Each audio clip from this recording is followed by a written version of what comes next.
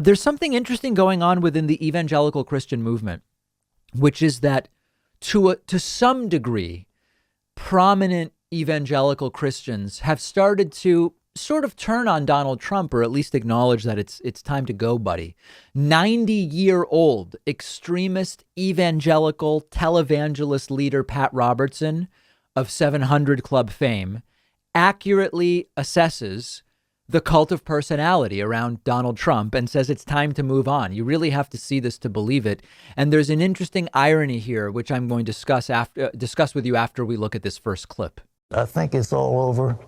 I think the Electoral College has spoken. I think the Biden corruption has not totally been brought to fruition, but it doesn't seem to be affecting the Electoral College.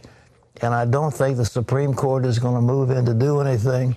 And I think we're going to see a President Biden, and I also think we'll be seeing a President Kamala Harris not too long after the inauguration of President Biden.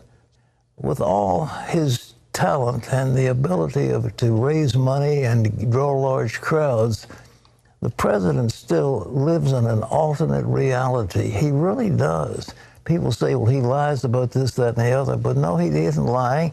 To him, that's the truth. He had the biggest crowd on Inauguration Day. He had more people than ever. He was the most popular people. He saved NBC, but with The Apprentice, you go down the line of things that really aren't true, and people kept pointing to them. But because they loved him so much and he was so strong for the evangelicals were with him all the way. But there was something about him that was good, that God placed him in that office for the time. He's done a marvelous job for the economy.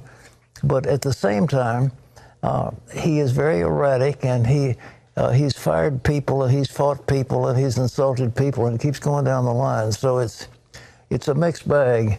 And I think it would be well to say, you've had your day, and it's time to move on. What I love about this is that the same cult of personality that Pat Robertson identifies as surrounding Donald Trump, the same narcissism that Pat Robertson identifies Trump as suffering from, it's identical to both the followers of evangelical cult leader types like Pat Robertson and of the leaders themselves. We wonder, does Trump believe he's a liar, or does he know he's lying? The cultish answer would be, eventually cult leaders become so deluded that what may start as things they know to be lies, they end up kind of believing their own lies, or at least if they know they're lying, they believe they're lying for the right reason because the means justify the ends, or they're telling some bigger truth if they don't focus on the minutia. These are really common thought kind of paradigms or mental models, I think is the right term, for cultish leaders of all kinds. And when Pat Robertson says Trump believes the lies, I suspect that the same applies to many evangelical cultists like Pat Robertson and others we've covered. They believe that the world is better off when people donate to them so that they can buy a private jet, because the private jet better allows them to go and spread the gospel or whatever it is that they claim to do. They get to a point where they have to mostly believe their own lies in order to continue living semi-coherently on just like a day-to-day practical level. But Pat Robertson is mostly accurate in his analysis of critique of Trump. It's just that most of the analysis would apply as accurately to himself and to other evangelical televangelist types like Pat Robertson. It's actually incredible, though, that Pat Robertson would accuse others of being in an alternate reality, because Pat Robertson is a guy who has said that the following list of things can be demonic. Okay, Pat Robertson says Trump's in a fantasy world. Pat Robertson has said secondhand sweaters can have demons attached. Ouija boards can be demonic. Yoga is demonic. Harry Potter, Feng Shui, karate, horoscopes, the Twilight series. Actually, you know what? The Twilight series could be demonic. But other than that, this list is crazy. Paintings of Buddha, TV shows about ghosts, Halloween, just writ large, psychics, young girls who do levitation during sleepovers, and sometimes even adopted children from other countries can be demonic, according to Pat Robertson. And Pat Robertson says Trump's living in an alternate reality. What a world we live in, isn't it? Now, one other funny thing. I didn't know until yesterday that Pat Robertson's son is part of the grift. Gordon Robertson. This is a new, I guess this is maybe the sort of like televangelist heir to Pat Robertson. A Gordon Robertson, who is Pat Robertson's son, is also involved with the 700 Club. And he also seems to have turned on Donald Trump. Here's Gordon Robertson a few weeks ago saying he doesn't think the Trump legal team is making any sense with what they're doing.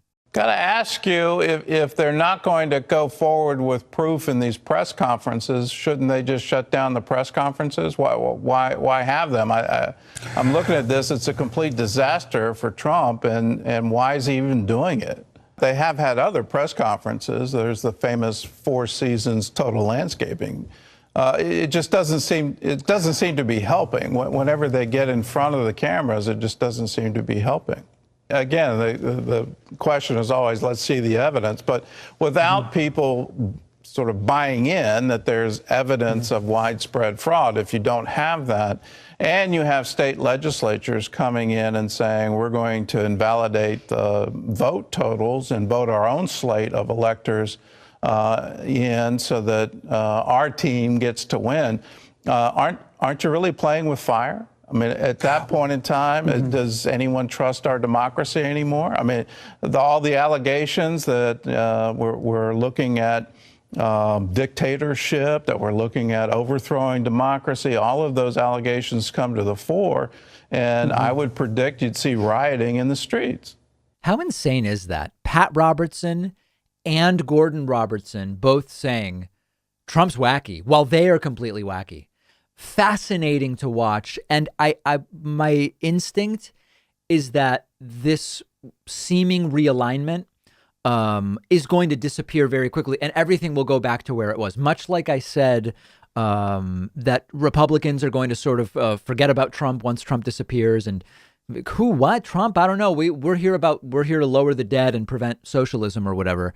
I assume that the evangelical televangelist types that have started to see a little bit of reason are going to go right back to the same stuff. Joe Biden's very demonic and so on very quickly. That's my prediction.